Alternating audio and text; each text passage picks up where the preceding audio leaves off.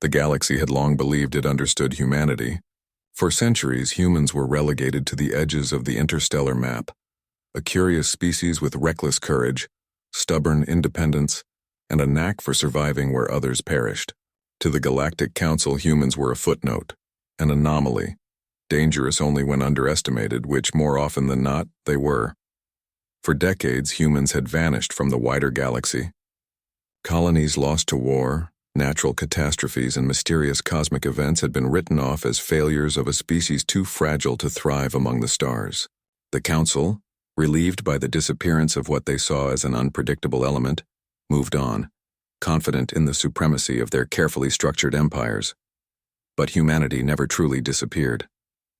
They survived in the shadows of forgotten systems, hidden on inhospitable worlds and in drifting, nearly derelict fleets. Over generations, they adapted, evolved, and built technologies the galaxy had long assumed impossible. Rumors of ghost fleets circulated among traders and smugglers, whispered tales of human ships that moved faster than thought, fired weapons of unimaginable power, and possessed self-repairing hulls that no alien design could match. These stories were dismissed as myths until the first attack. It began with a single strike. The Andreas Collective, a powerful confederation of 13 star systems, had moved to annex a neutral mining world rumored to be abandoned. They expected no resistance, yet when their fleet entered orbit, human warships materialized from nowhere. The Andrians had not even time to issue a warning before their command vessels exploded in flashes of blinding light. Smaller craft were obliterated with surgical precision. Survivors claimed the humans' weapons emitted strange energy patterns, ones that bent reality in subtle ways, ripping through shields that had never failed before. Word spread like wildfire. The Galactic Council convened an emergency. Ambassadors and generals argued for months trying to make sense of it. Who could wield such power? What advantage did humans now hold that they had lacked centuries ago? The answer was clear to those who had lived long enough to remember. Humans had returned. Not timidly, not as supplicants, but as masters of war and survival. On the planet Torvin Prime, home to the Council's central archives, an archivist named Lyra Jan watched the transmissions in disbelief. Historical records had often portrayed humans as scrappy, ingenious survivors, but nothing in the archives hinted at this scale of technological advancement. Lyra could barely comprehend the design schematics being intercepted. Adaptive energy matrices, quantum phase shielding, and fleet-wide synaptic networks that allowed instant coordination without traditional communication. The humans were not just back. They were evolution embodied in steel and fire. The first official encounter with a Council fleet was nothing short of catastrophic. Over 1,000 vessels armed with the most advanced weapons known to the galaxy confronted a human armada of just 200 ships. The battle should have been a massacre. Yet by the end, not a single human ship was lost, while the Council fleet lay in ruins. Human commanders moved like chess masters, predicting maneuvers before they occurred, exploiting weaknesses with a precision that felt almost prescient. And then came the communications. Unlike other civilizations, humans did not broadcast declarations of conquest or threats. They simply announced their intentions. We are here. The galaxy belongs to no one. We will reclaim what is ours. It was both terrifying and mesmerizing. Other species reacted with fear, awe, or outright hostility, but they could not stop the advance.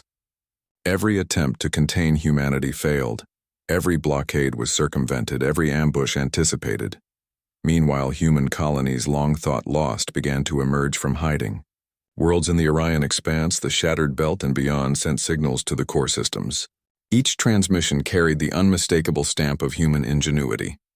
Automated defense networks, self-sustaining energy grids, and fleets capable of crossing interstellar distances without conventional propulsion. Wherever humans appeared, they stabilized regions that had descended into chaos after their disappearance, winning loyalty not through diplomacy alone but by demonstrating undeniable strength. The Council tried to negotiate. Delegates arrived on neutral space stations seeking to parley, to reason with the unstoppable force humanity had become. Yet the humans refused to bend, not out of malice but out of principle. They had watched the galaxy's empires grow arrogant, exploit weaker species, and ignore the lessons of history. Now they would restore balance not through negotiation, but through action.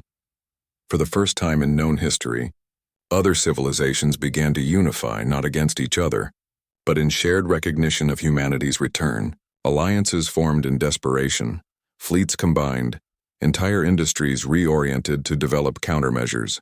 Yet every new weapon, every tactical innovation, was met with an equally swift adaptation from the human armadas. It was as if they had been waiting all along, studying, refining, perfecting. On the bridge of the flagship Dauntless, Admiral Soren Hale surveyed the swirling chaos of battle outside the viewport. His crew moved with calm efficiency, every officer anticipating his thoughts before he voiced them. Humanity had returned not as a species of curiosity, but as a force of reckoning. Soren knew this campaign would not end with simple victory or defeat.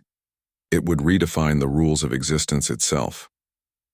He looked to the stars where alien fleets now hesitated, unsure whether to flee or fight. "Remember," he said to his crew, voice steady and resolute, "we are not the ones who disappeared. The galaxy is the one that forgot us, and now it's time it remembered what it means to face humanity." The first salvo from the Dauntless shattered the enemy formation like glass. It was a message written not in words but in fire, speed, and strategy. Humans had returned.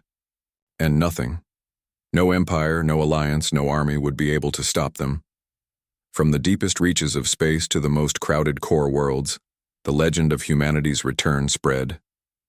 Once underestimated, now unstoppable, they reminded the galaxy that human ingenuity, courage, and determination were forces beyond calculation, beyond containment, and beyond imagination. The stars themselves seemed to acknowledge it. Humanity had come back, and the galaxy, vast and arrogant, could not stop them.